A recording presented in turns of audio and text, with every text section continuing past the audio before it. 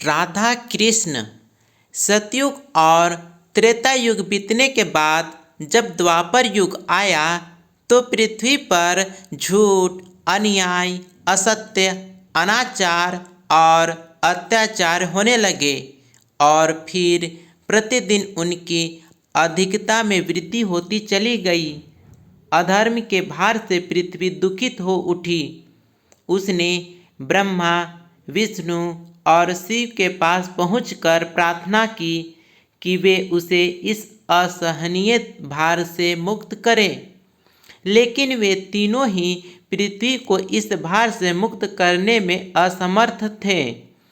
कोई उपाय न देखकर विष्णु ने कहा, चलिए हम लोग भगवान के पास चलें, वही हमें कोई उपाय बता सकेंगे।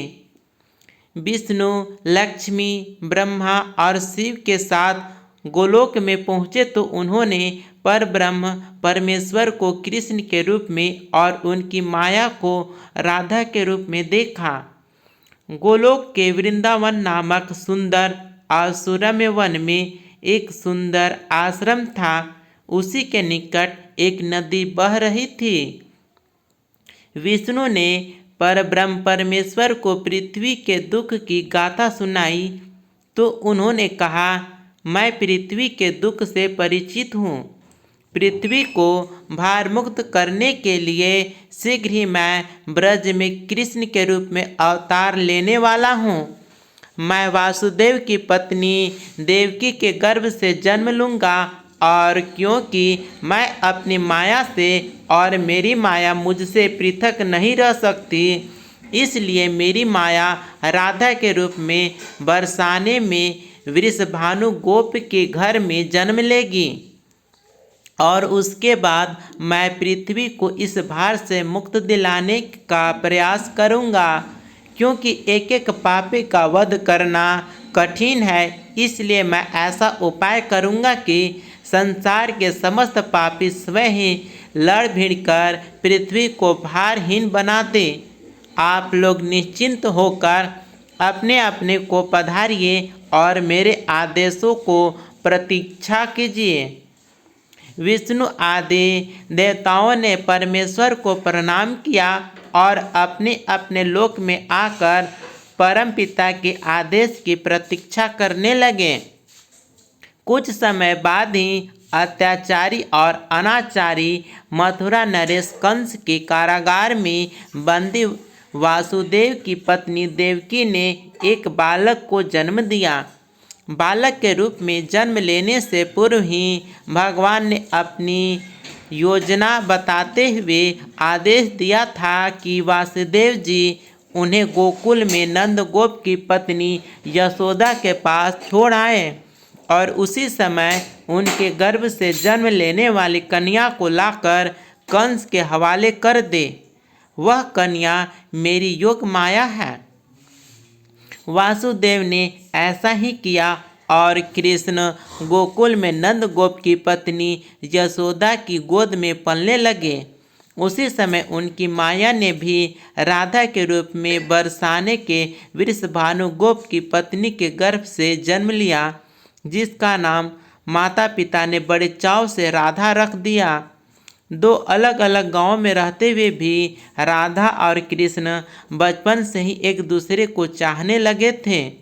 वन में गायें चराते हुए अक्सर राधा से कृष्ण की भेंट हो जाया करती थी।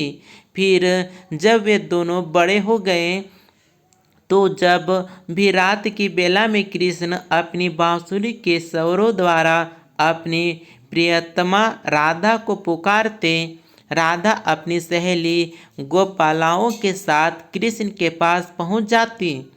राधा और कृष्ण का यह प्रेम दो किशोर लड़के लड़की का प्रेम था, जो थोड़े से दिनों में ही पूरे ब्रज में चर्चित हो गया। नंद बाबा और यशोदा ने चाहा कि कृष्ण का विवाह राधा के साथ कर दिया जाए। उधर बरसाने में वृषभानु और उनकी पत्नी कलावती की भी यही इच्छा थी। एक दिन शुभ दिन देखकर राधा और कृष्ण की सगाई कर दी गई। पूरा ब्रज प्रदेश आनंदोल्लास भरे उत्सवों से भर गया। लेकिन उन दिनों का विवाह नहीं हो पाया था कि कंस के आदेश पर अक्रूर कृष्ण को बुलाने के लिए मथुरा से वृंदावन पहुंच गए और अत्याचारी कंस तथा राक्षसी स्वभाव वाले उसके अनुचरों का वध करने के लिए कृष्ण को बलराम के साथ वृंदावन छोड़कर मथुरा जाना पड़ा। और मथुरा में कंस आदि का वध करने के बाद मथुरा राज्य की सुरक्षा के उत्तरदायित्व ने कृष्ण को इतना उलझा दिया कि वह चाहकर भी वृंदावन नहीं जा सके।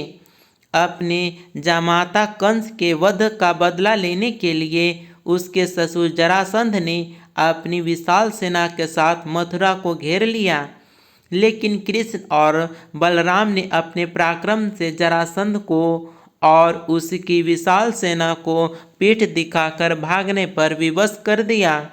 लेकिन जरासंध पराजित होकर भी शांत नहीं बैठा। उसके कई बार मथुरा पर आक्रमण किए। मथुरा एक छोटा सा राज्य था और मथुरा नगर को सुरक्षित स्थान पर नहीं बसाया गया था। अतः कृष्ण ने मथुरा छोड़कर अन्य कहीं जाने का निश्चय कर लिया और जरासंध की विशाल सेना के बीच से मथुरावासियों को सुरक्षित निकालकर हजारों योजन दूर भारतवर्ष के पश्चिमी सागर तट पर ले गए और द्वारका नगर की स्थापना करके एक शक्तिशाली यादव राज्य स्थापित कर दिया। अक्रूर के साथ मथुरा छोड़कर आने के बाद कृष्ण और राधा का मिलन फिर कभी नहीं हुआ, लेकिन वे आजीवन एक दूसरे को भूल नहीं पाए। वैभव संपन्न द्वारका में अनेक सुंदर पत्नियों का प्यार पाकर भी वह राधा के प्यार को नहीं भूल पाए और संसार आज भी राधा कृष्ण के प्रेम को एक आदर्श प्रेम के महान तथा अमर प्रतीक के रूप में याद करता है। उनकी मूर्तियां भारत के मंदिरों में ही नहीं विदेशों में भी अनेक मंदिरों में प्रतिष्ठित है और लोग बड़े भक्ति भाव से उनकी पूजा आराधना करते हैं।